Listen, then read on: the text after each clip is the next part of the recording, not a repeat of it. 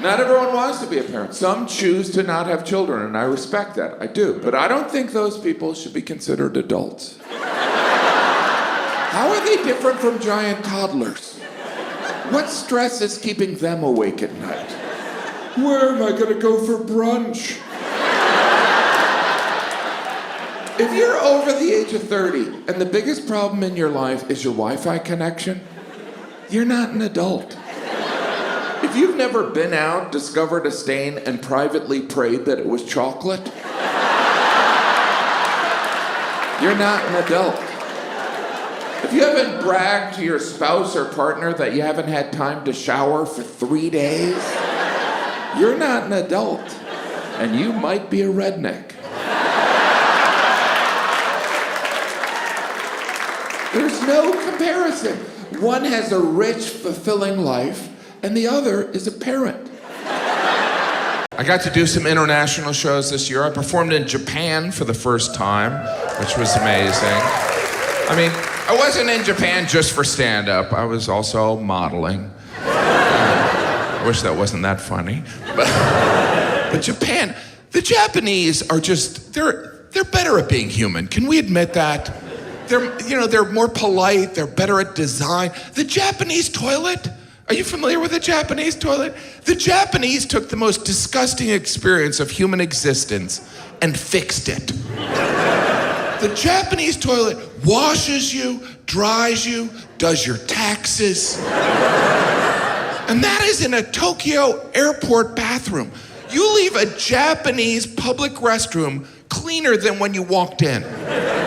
You leave an American public restroom with PTSD. It's good to be here in New York. I love this city. It's a great city. I have lived here 10 years. I am originally from Indiana. And I know what most of you are thinking, Indiana Mafia. But the fact of the matter is, where I grew up, there was something very similar to the Mafia, 4-H. You didn't mess. There's every kind of pride where I'm from, you know. It's not like, we're from New York, we're tough, or we're from Texas, we like things big. It's more like, we're from Indiana and we're gonna move. Get out of here. It's been a crazy year for me, crazy year. I don't know if you know, in April, it was discovered my wife had a brain tumor. I'm not even making this up. It was removed, she's great, everything's good. Thank you. I didn't remove it.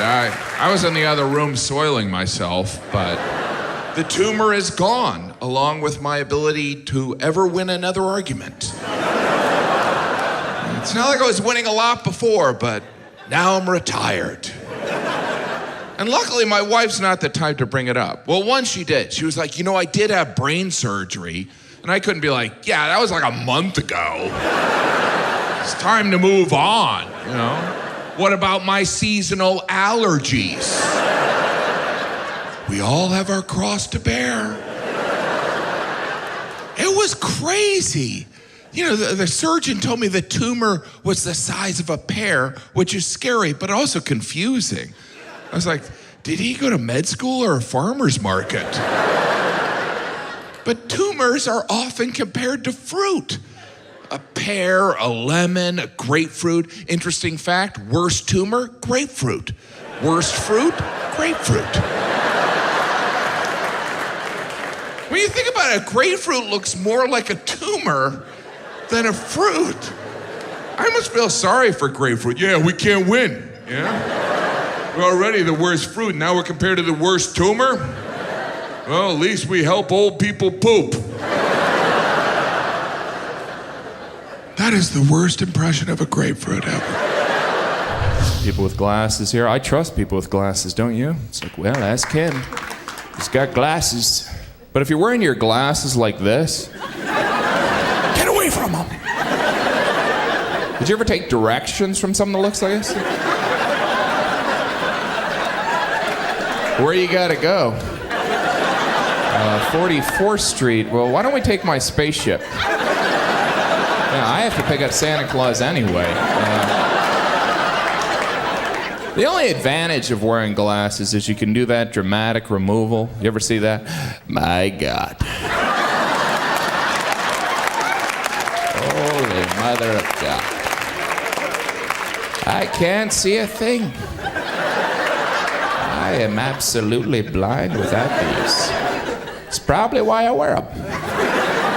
You ever notice when people are thinking in movies, they're always chewing on the end of their glasses? If we give the alien a cold. You know what they're really thinking? This tastes like wax. I mean, sharing a meal with someone, that's intimacy. That's why it was called the Last Supper and not the last meeting. You know, Jesus was trying to get 12 other guys together. You know, there had to be food there. You know, like, Jesus was like, tomorrow night I want to get everyone together. You know, there was one apostle like, is there going to be food there? Yes, there'll be food. Are we talking appetizers or entrees? It'll be a supper. So casual, I could wear a robe. Are you gonna wear a robe? I'll wear a robe if you wear a robe. Jesus, he was in good shape, right? Jesus was in amazing shape, especially considering he could multiply bread whenever he wanted. Just like, boom, pretzel bread, you know? The Bible doesn't really specify what type of bread it was. Imagine it was pretzel bread, right? It was like, boom, pretzel bread, boom, garlic nuts. Like if right now I multiply garlic nuts up here, you guys would be like, maybe he is God. I know religion jokes make some people uncomfortable, especially the ones going to hell. You ever get a phone call? That's annoying, right? You better be calling to tell me your hands are chopped off. It's like, I just wanted to hear your voice, Daddy. Buy my CD, right? I'm mostly healthy. I worked out today. I know I don't need to. When I'm home in New York City, I work out at the Chinatown YMCA, and I realize when people hear the Chinatown YMCA, they think, oh, that's not like a serious place to work out, and it's not. It's not at all. It's mostly little kids learning how to swim and really old Chinese people with their parents. I didn't even know you could live to that age. But I tell you, watching a 90-year-old on an elliptical really inspires me to die in my 70s. It looks like a machine is eating someone's grandma. But I love my Y. You know, it's different from a normal health club. There's never moments when you think, oh my gosh, look at how much weight that guy's lifting. It's more like, oh my gosh, that guy's smoking. On a treadmill. In dress pants. It's very business casual. Sure, my Y doesn't have some of the amenities, but it also doesn't have the normal health club distractions. I don't have to deal with loud music or people that are in shape. I walk around my Y and I'm like, you know what? I'm doing okay. Maybe I should teach a class. Hi, welcome to Advanced Elliptical. Doesn't matter if you don't have workout clothes on, we're not going to be raising our heart rate. So let's step on, pick a show, and think about what we're going to eat. Okay. Who's having a burger, huh? Let's practice eating fries. I'm ignored at my Y. I'm ignored at all health clubs. Like when I walk into a fitness area, even in a hotel, people always look at me like, I didn't know they serve food here. The only people that approach me are personal trainers. They're like, you looking for a personal trainer? No. You should be. So I've gotten to the point, if I'm approached by a personal trainer, I just act like they're hitting on me. They're like, hey, how you doing? I'm married. I don't think you understand. I understand perfectly. You want to get with me, but I'm taken, so you can look, but no touchy. I love watching movies. You ever rent a movie that was released a while ago and you enjoy it, but there's kind of that awkwardness because you can't talk about it with anyone? You're like, hey, I just saw Heat. Heat, I saw that 6 years ago.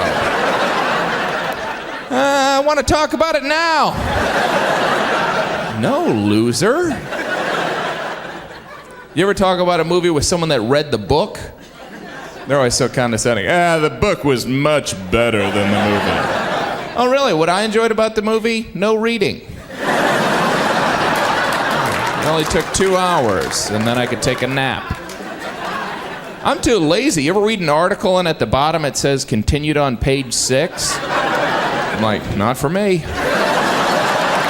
I'm done. Why don't you stop bossing me around? Then I finally get to page 6. I can't even remember what I was reading. You ever read the ending to a different article? Al Gore is running from a waterfall? You ever read a book that changed your life? Me neither. I don't have the attention span. Every now and then I'll read a book. I'll be so proud of myself. I'll try and squeeze it into conversation. People are like, hey, Jim, how you doing? I read a book. 250 pages. That's great. What was it about? No idea. It took me 2 years. You ever buy a book and not read it? You feel almost guilty having it on a bookshelf, don't you? People are like, hey, how was that book? I haven't read it. Did you just buy it? I've had it since high school. Well, can I borrow it? No.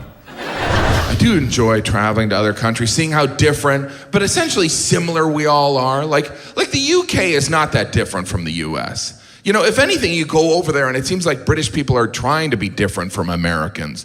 They're like, oh, you drive on the right side of the road, then we're gonna drive on the left side of the road. Oh, you call your mother Mom, then we're gonna call ours Mum. Oh, you call that a cookie, then we're not going to the dentist. I know that's cheap.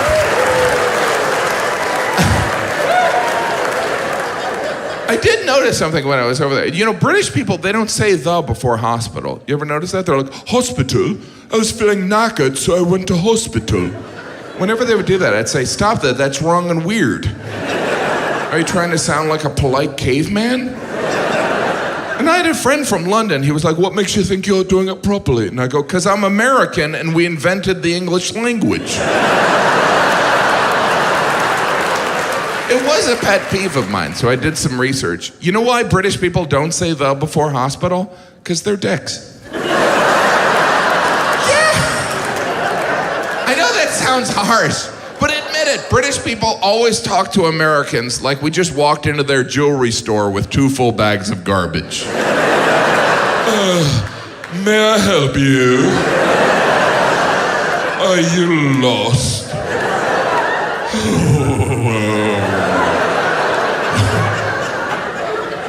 Obviously, I love the Brits, and I would never do those jokes there. I have been lucky enough to perform in the UK a couple times, and one time I was walking through Piccadilly Circus, which, for the record, is a horrible circus. There's no animals. And no, I was walking through Piccadilly Circus, and I saw they had an M&M store, and I looked at that M&M store, and it just made me think of all the things the British have given the Americans. Like, our language, Shakespeare, the Magna Carta, and I looked at the M&M store and I thought, now we're even. When I looked at the M&M store, I wasn't even embarrassed to be American. I was ashamed to be human. Because has anyone at any point in their life thought, when are they gonna open an M&M store? Sure, I can buy M&Ms absolutely anywhere, but I like to buy in bulk, in a pro-M&M environment.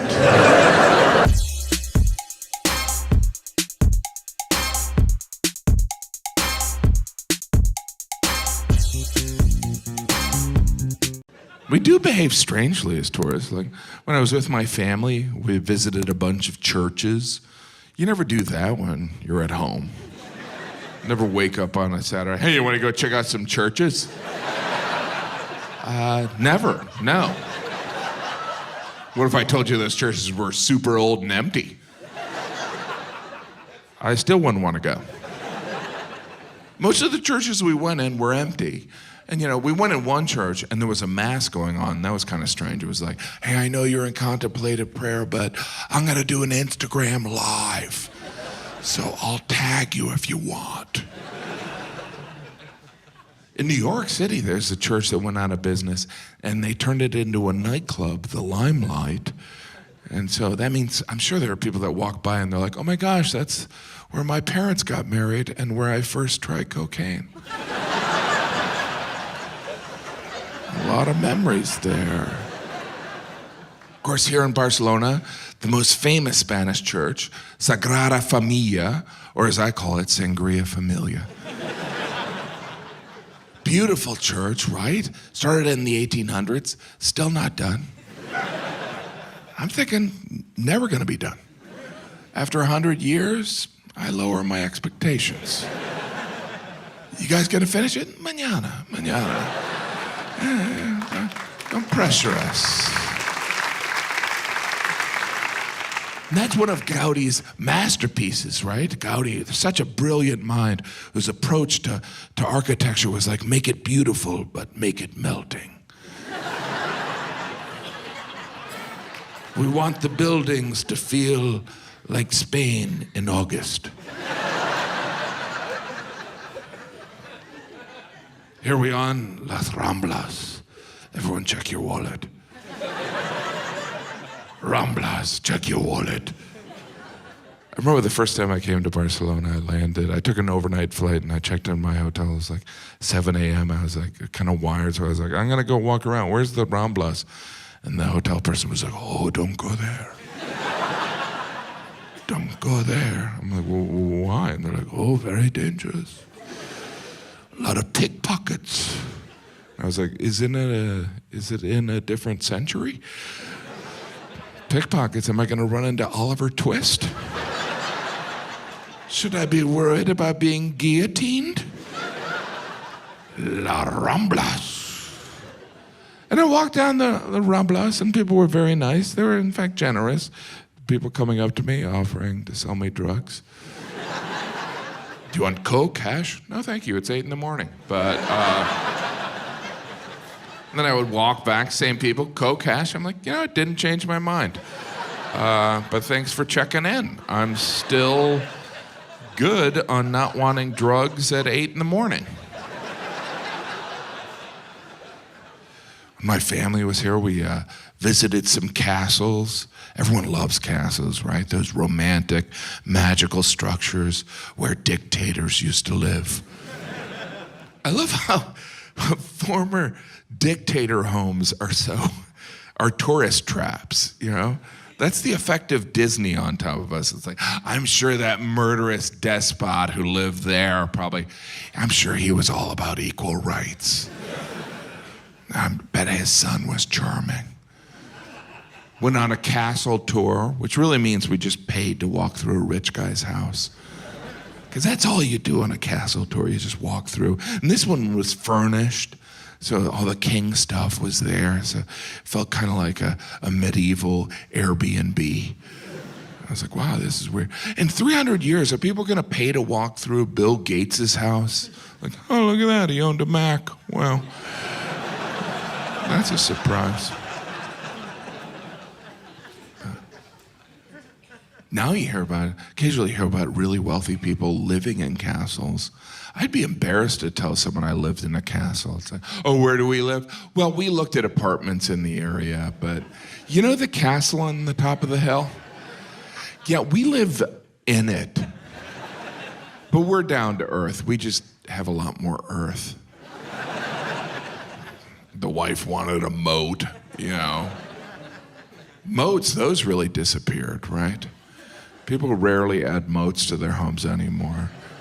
Because I guess there's nothing less neighborly, right?